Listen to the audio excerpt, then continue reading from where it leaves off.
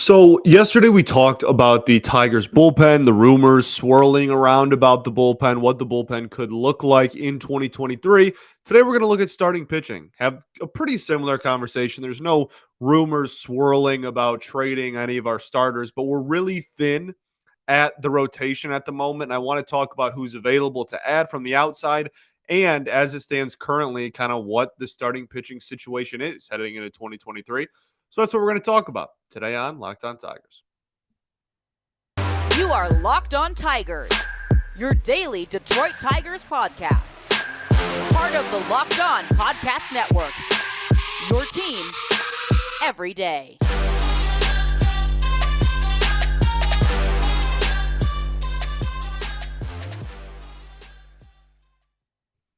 What is up, everybody? Welcome back to another edition of Locked On Tigers. I'm, of course, your host, Scott Bentley. Today is Wednesday, November 23rd, 2022. Thanks for making Locked On Tigers your first listen every single day. We are free and available wherever you get your podcasts, including YouTube.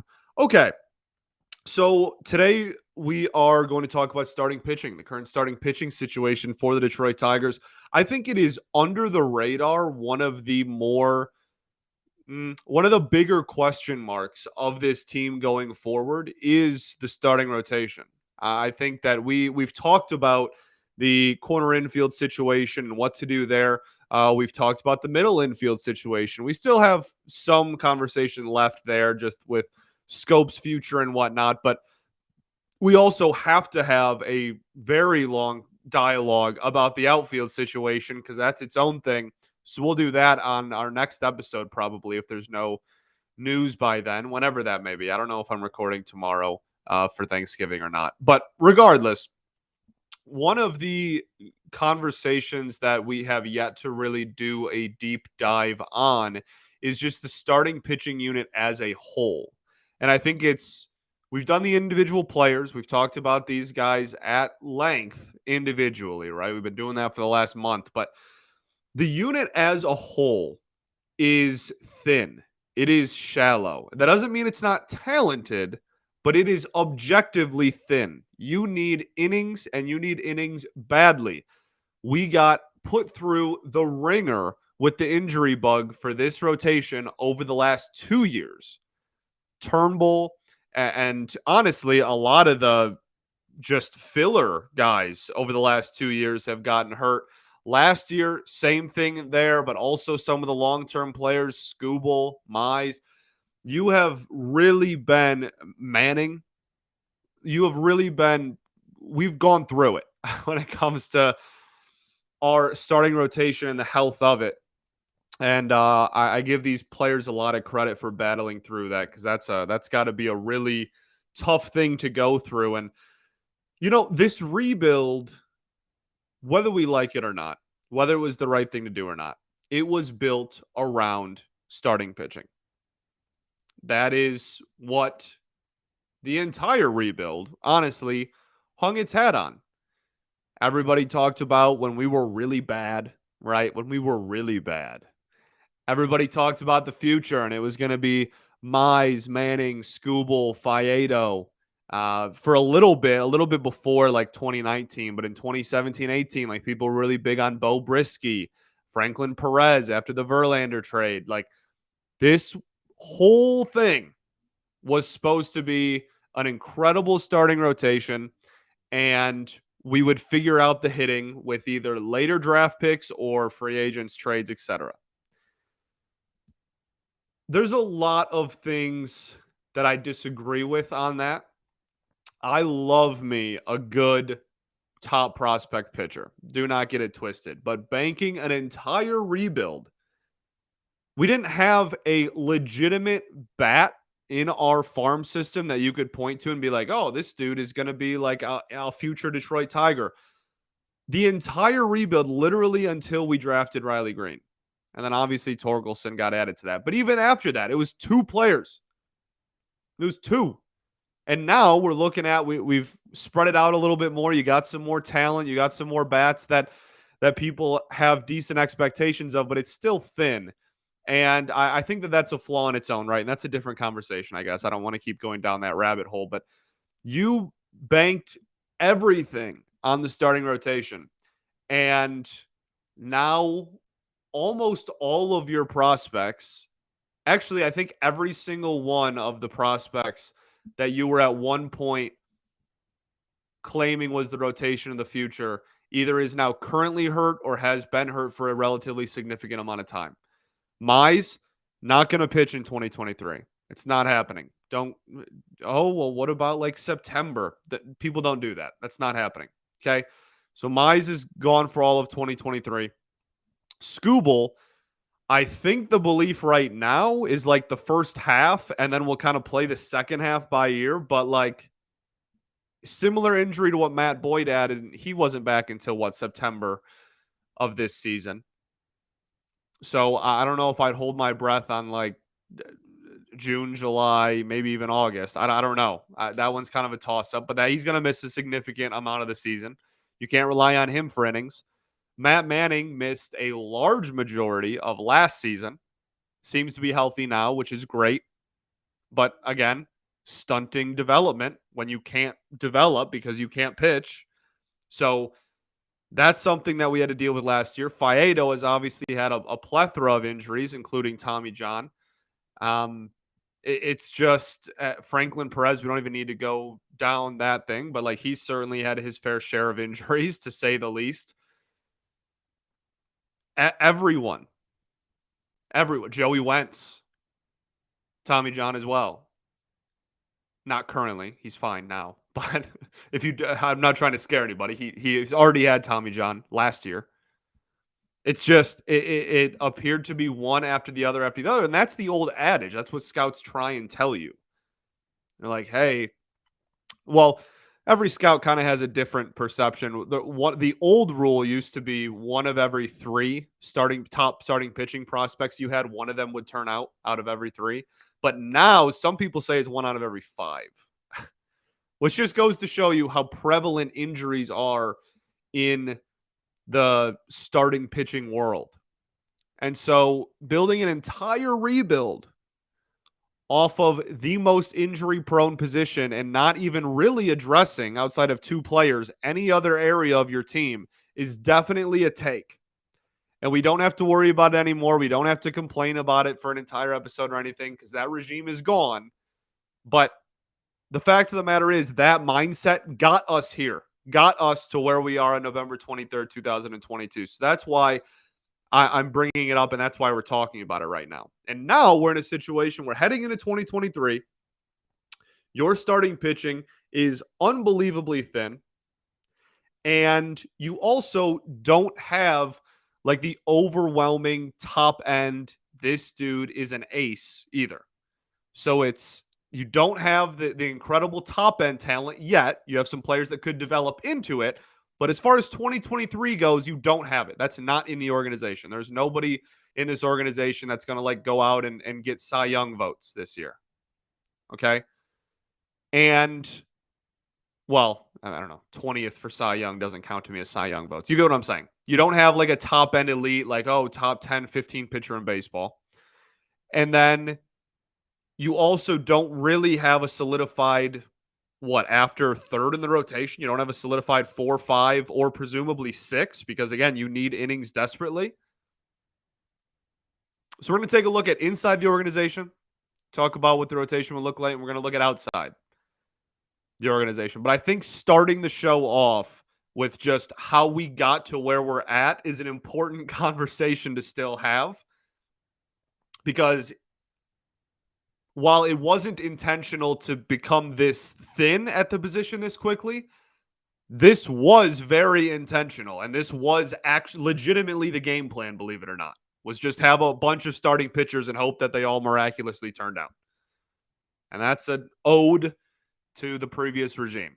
So now that we know how we got here, let's talk about how, I don't want to use the word fix because it's not necessarily broken per se, but let's talk about how we address that problem heading into next season. But first, I got to tell y'all about our friends over at Simply Safe. If you've thought about securing your home with home security, but have been putting it off, you'll want to listen up. Right now, Locked On Tigers listeners can order the #1 rated Simply Safe home security system for 50% off. 50. $50. This is their biggest offer of the year, and you won't want to miss it. Simply Safe was named the best home security system of 2022 by US News and the World Report for the third year in a row. In an emergency, 24/7 professional monitoring agents use Fast Protect technology exclusively from Simply Safe to capture crucial evidence and verify if a threat is real so you can get priority police response. It is awesome. They are the best in the business. 24/7 professional monitoring service costs less than $1 a day. That's less than half the price of ADT's traditional professionally installed system. With the top rated Simply Safe app, you can stay in complete control of your system anytime, anywhere, arm, disarm, unlock for a guest, access your camera, or adjust the settings. You can do it all just from your phone. So don't miss your chance to save big on the only security system I recommend. You get 50% off of any new Simply Safe system at simplysafe.com/LockedOnMLB. This is their biggest discount of the year. So don't wait. That's simplysafe.com/LockedOnMLB. There's no safe like Simply Safe.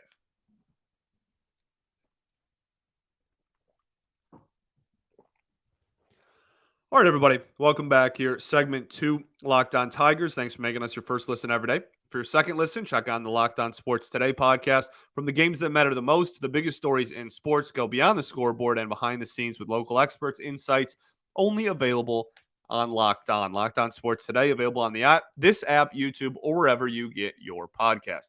If you're watching on YouTube, pretend like you didn't see the White Sox logo on my t-shirt. Okay. It's laundry day. And this was the clean shirt I have. So just I'm trying to like cover it up with my mic. I've been really self-conscious about it. So just ignore the fact that I got it at US Cellular when it was still US Cellular. I went to a White Sox Tigers game, got a shirt there. Okay. All right. Now that we got that out of the way. So the starting pitching situation. Let's take a look at, I guess we want to take a look at inside the organization first so that we can really address what we need from an outside talent perspective. And I think that that's the right order to do it in because once we have kind of the groundwork laid out of, okay, who's definitely in this rotation, who's kind of shaky, maybe not, how many starters do we think we need to add? Then we can look at the free agency list and really talk about who would be good fits. Okay, so for starters, you have 3 that are slam dunks and that are absolutely going to be in the rotation. And Eduardo Rodriguez, probably going to be your ace with Scooble hurt, especially. Not really sure anybody competes internally with Eduardo Rodriguez as the opening day starter for this team. Spencer Turnbull, that's a big one to get back. Now, the thing with Spencer Turnbull, for those who don't know, if you're new to me, new to the show, whatever, you will be pressed to find a bigger Spencer Turnbull believer than yours truly. This is a guy that I have been like ringing the bell on and trying to be super vocal about since like 2019 when he led all of the American League in losses. He had like 18 or 19 losses, and I was still 3-17. It was something ridiculous because that team was terrible. And when he was in the minors, I was a big fan of his. Like, this is a guy that I have really gone to bat for, no pun intended, over and over again. And it really broke my heart when he got hurt, and that was a brutal day. But the no-hitter last year, right? A great day. Obviously, a very big moment in the history of this show if you're a longtime listener. And so Spencer Turnbull coming back is huge. Now, the thing is, how many innings can you really pencil in for Spencer Turnbull? Is he going to come back his first year back from Tommy John and put up 200 innings? Probably not. Probably not.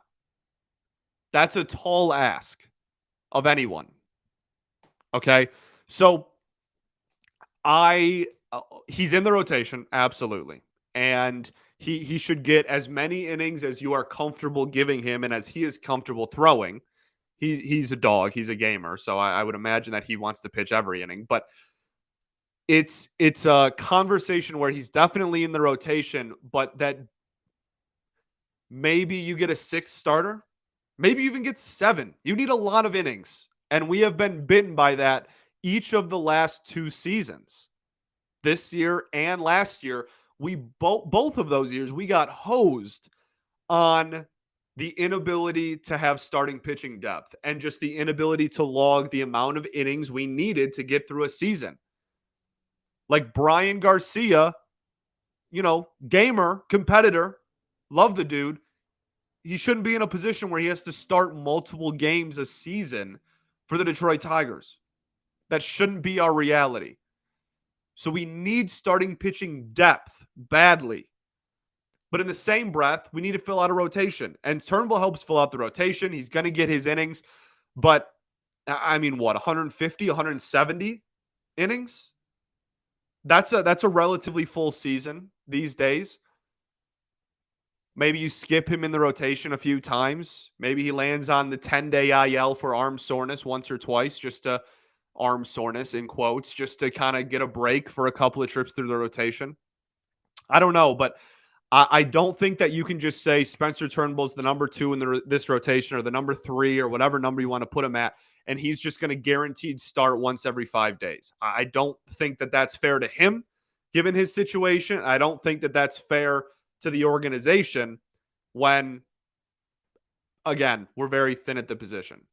So glad he's back. So excited to watch Turnbull pitch, but I don't think him alone excuses you from going out and getting a 6th starter or even a 7th. We'll have that conversation later. And then Matt Manning is another slam dunk.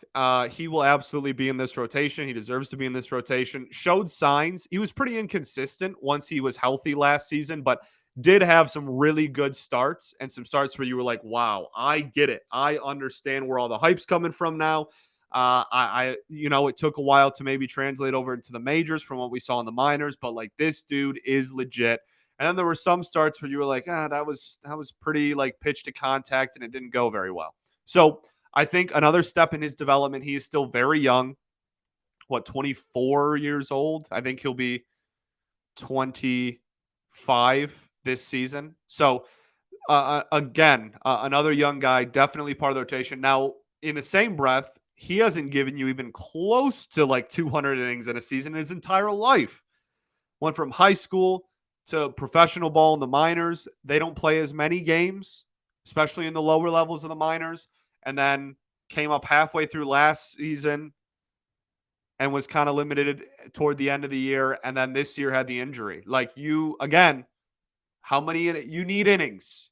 I'm just going to keep reiterating the point. You need innings badly. And that's kind of it.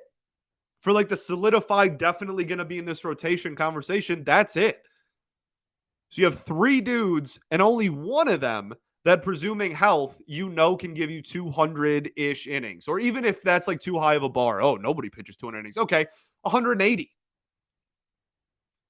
Erod is really the only dude that has proven time and time again that he can, time and time again, has proven before that he can give you those kind of innings, that you're paying to give him those kind of innings, and that if he stays healthy, can give you those type of innings. That's really it. So you need a lot of help in the starting pitching side of things. Now, you kept Tyler Alexander. I still don't think you should pencil him in as part of the rotation on opening day. I've said that for going on 3 separate seasons now.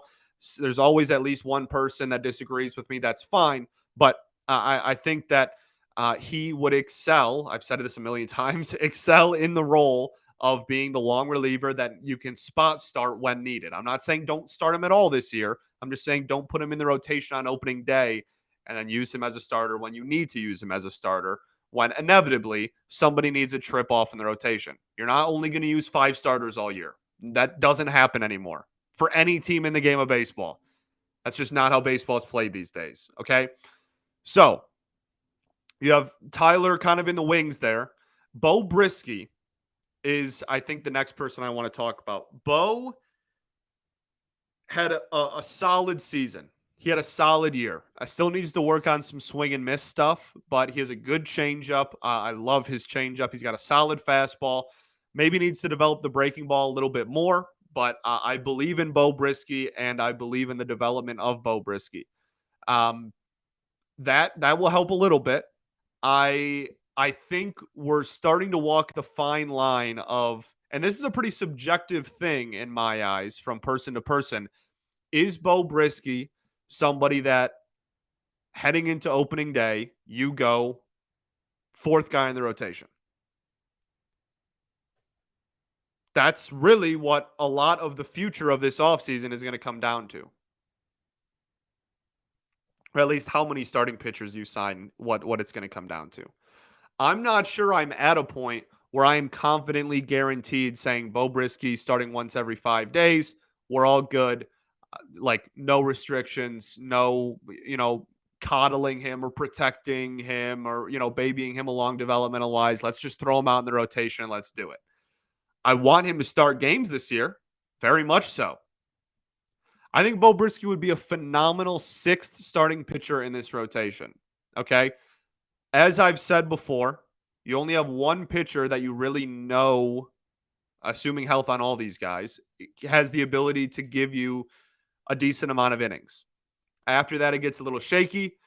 And I think if you bring in two other starters from the outside, and then you also keep Bo on the major league roster, you can then use Bo Brisky as a quote unquote spot starter, but he's really a starting pitcher in the rotation for wherever you see fit. You need to give somebody one trip off in the rotation, Bo Brisky. Somebody goes to the IL, Bo Brisky immediately pops in and replaces them.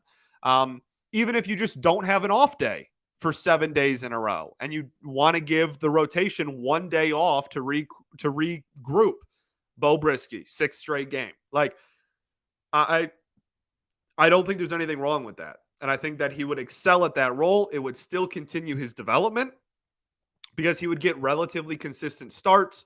He would get enough innings to take strides in his development, but there wouldn't be a ton of pressure on him. And if he got hurt or needed a day off, it would be very easy to do so. Okay? That's kind of where I stand with Bo. That's where I stand with the other three guys. After that, you have the likes of Garrett Hill, who I don't think you are in a position to be in the starting rotation this season. If you want to put Garrett Hill in the bullpen and have him be a long reliever, that again, if you need like emergency now, need a starting pitcher ASAP, you go to Garrett Hill. I'm fine with that. Kind of like what Willie Peralta was last season or the last 2 years, really. I'm okay with that. But opening day, I don't think Garrett Hill should be part of the starting rotation plans. And the only other one to really talk about, I think, after that is just Alex Faedo. And a lot of that is going to come down to his health and like the same conversation regurgitated for a third time. Like a lot of these dudes are around the same area developmentally. Like Alex Faedo is in that same conversation where it's like, are you really? He hasn't had a healthy season in like 4 years. 2019 was that his last healthy season? 2020 there was no minor league baseball, so I guess that doesn't like really count. But like he had Tommy John during then as well. 2021, that's Tommy John. Then he comes back, and then he got hurt even after he came back this year. Like it's maybe been since like 2019 that he's had a relatively long stretch of time without getting hurt. I'm not really sure we're in a position to be throwing him out there 100% and just saying like, again, like no restrictions, leash off, just do whatever. Now, Alex Faedo in the bullpen to start off the season, and then yet again for the third play in a row, if you need a starter, go to him because he showed signs of development. I'm fine with that too. And not all of these dudes will make the Tigers. Some of them will start off in the rotation in Toledo because they want to try to develop them as starters. Alex Faedo particularly might start off in the lower levels, or Garrett Hill. Like this is such a fluid conversation. I'm not trying to make this sound like this is like all guaranteed going to happen. These are huge question marks, and I'm just trying to talk them through with you. So I think that's pretty much everyone. I guess Joey Wentz, if you just want me to say the exact same thing for the fourth person in a row, I can, but I think Joey Wentz is very similar to those other guys. So you have like 3 or 4 dudes that have the ability to start games, but I'm not sure they are either at a spot production, talent, developmental wise to just be handed the keys to be an everyday rotation starter, or they have enough injury concern where, like, if you do that, how many innings are you even going to get out of him anyway? You might as well sign somebody else and use them throughout the season. We know that starters are going to get hurt. Me saying that some of these guys should start off in the bullpen or shouldn't be one of the 5 or 6 rotation arms or should start off in Toledo. That doesn't mean that I don't think they should start games for the Tigers at all. We had like 18 different starting pitchers this year. I promise all these dudes will start games. Like I can promise you on November 23rd, every single person I've mentioned will start at least one game for the Detroit Tigers in 2023. But if you don't bring in anybody and just go with that, then when those guys start getting hurt, you need depth. And when those guys start getting hurt or needed time off in the rotation or whatever, then you're going to be hosed again for the third year in a row. And you're going to have 1 inning middle relievers starting games for you because you don't have any other options.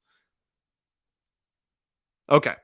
Finally done with that conversation. I went a lot longer than I anticipated, but I got everything out I wanted to get out. So now let's take a look at the free agents really quickly. And we'll just talk about who are some potential landing spots, some targets. That's the word for the Tigers in free agency. We'll do that right after I tell y'all about our friends over at BetOnline.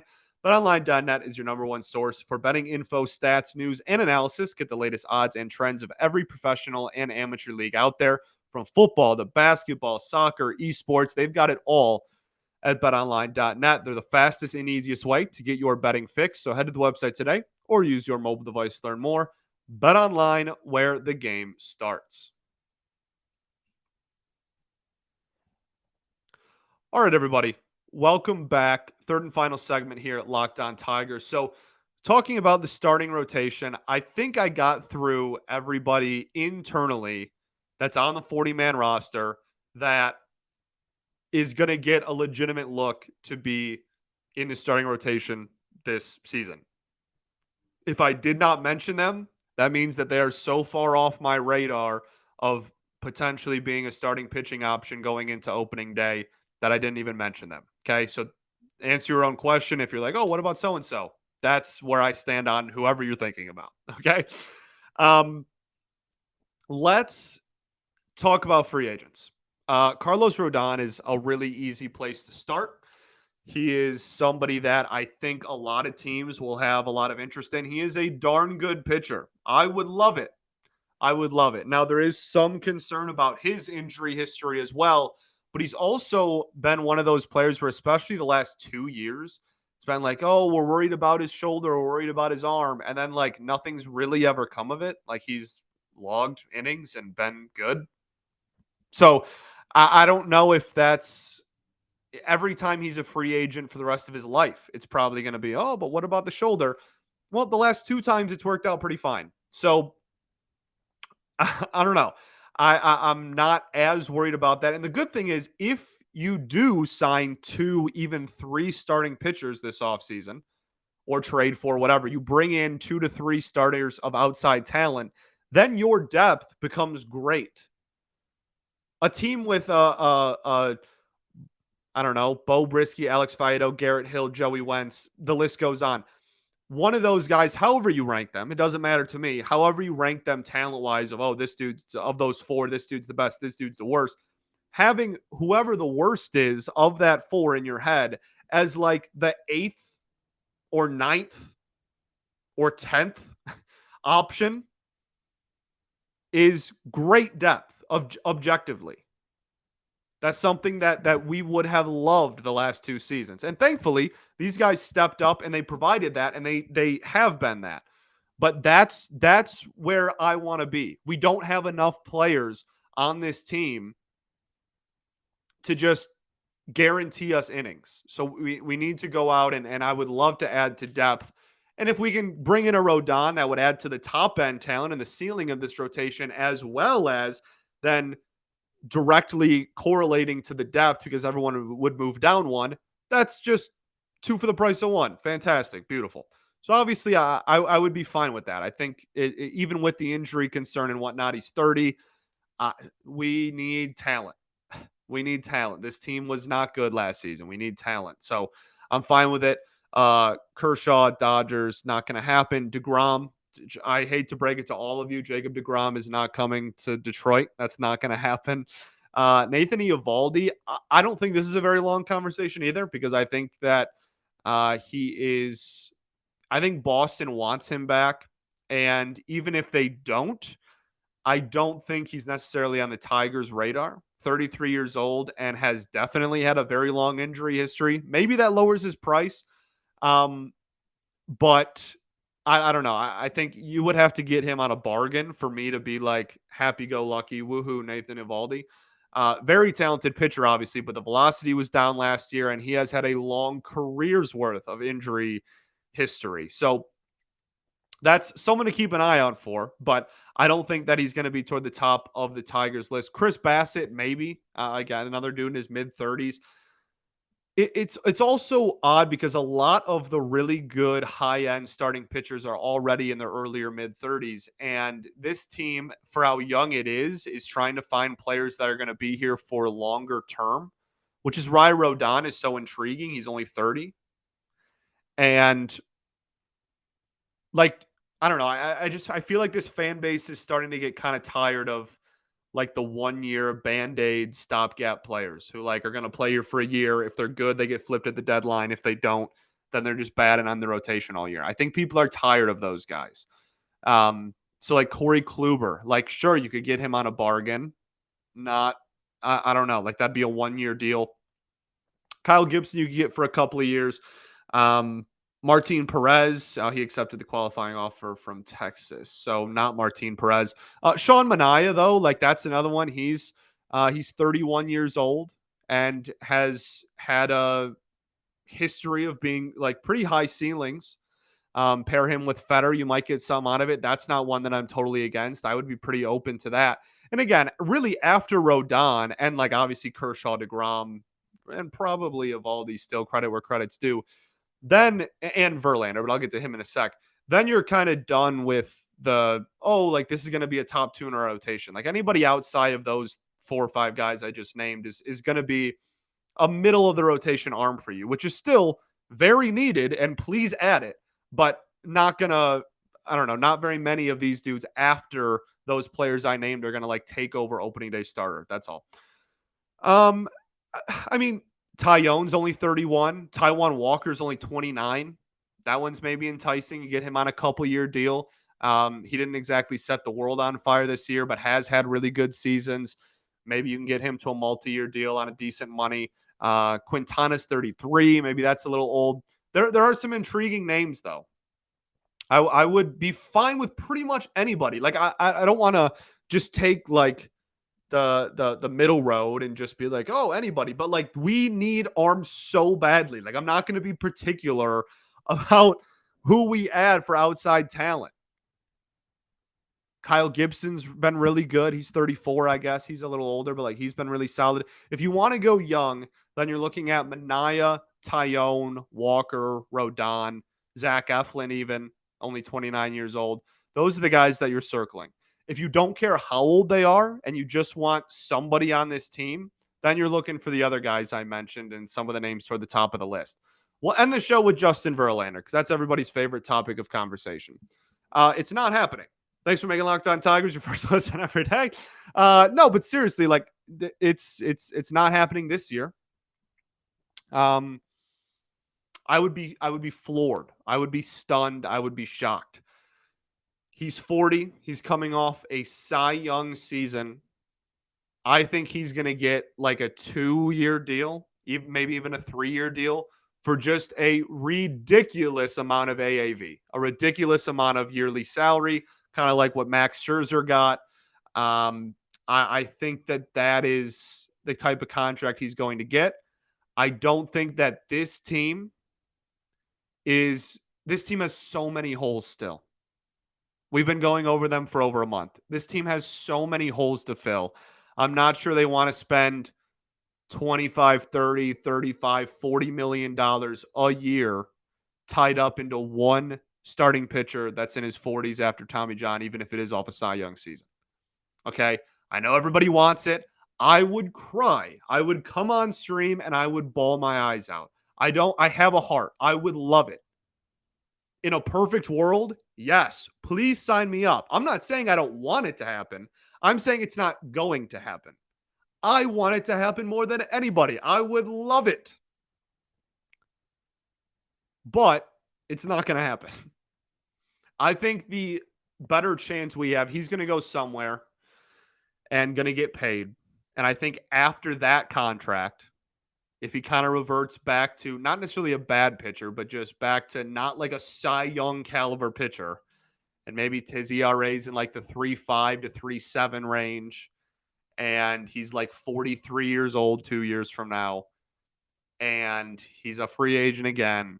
And the Tigers, hopefully 2 years from now, have taken more steps in the right direction, are on the cusp, or just straight up a competitive baseball team. That's when I think the homecoming can happen. I don't think the homecoming is happening when he's coming off a Cy Young season and looking for a bag, and we're coming off an almost 100-loss season with no real evidence that that's going to change next year. So, not trying to ruin your Thanksgiving weekend or your long weekend, but I would not hold my breath. I'd be happy. I'm rooting for it, just as you all are. But the logical part of my brain, and I talk about this in therapy all the time, the logical part of my brain and the emotional part of my brain do not see eye to eye on Justin Verlander. Thanks for making Locked On Tigers your first listen every day. For your next listen, check on the Locked On Sports Today podcast. The biggest stories of the day, plus instant reactions, big game recaps, and the take of the day. It's available on the Odyssey app, YouTube, or wherever you get your podcasts. That's all I got for y'all. Next conversation will be about outfield. We got to have that conversation. A lot of articles written about it. It's been the talk of the town because we know that we have a hole at third base now. But Scott Harris made a comment where he said we need a right-handed hitting outfielder still, and there's not very many of them in free agency. Let me tell you, like all the outfield free agents outside of like Aaron Judge, pretty much all of them are lefties. Like, there's a few exceptions. I'm not, but like, it's a heavy dose of lefties. So we'll have that conversation and talk about. I wasn't planning on going like position group by position group and just like breaking everything down, but I guess that's what we're doing. So next up is outfield. Yeah, hope you have a great Thanksgiving weekend. I don't know. I hate to like put you on the fly and like kind of leave you hanging. I don't know if I'm going to be recording the rest of this week or not. I'm going out of town for Thanksgiving, so it's really just a matter of what I have time for. So I might see you later this week. If I don't, I'll be back on Monday. We'll talk about anything that might have happened over the weekend, and if nothing happened, then outfield talk it is. Peace and love. Going to therapy's dope, and I'll catch you all then, baby. Go Tigers.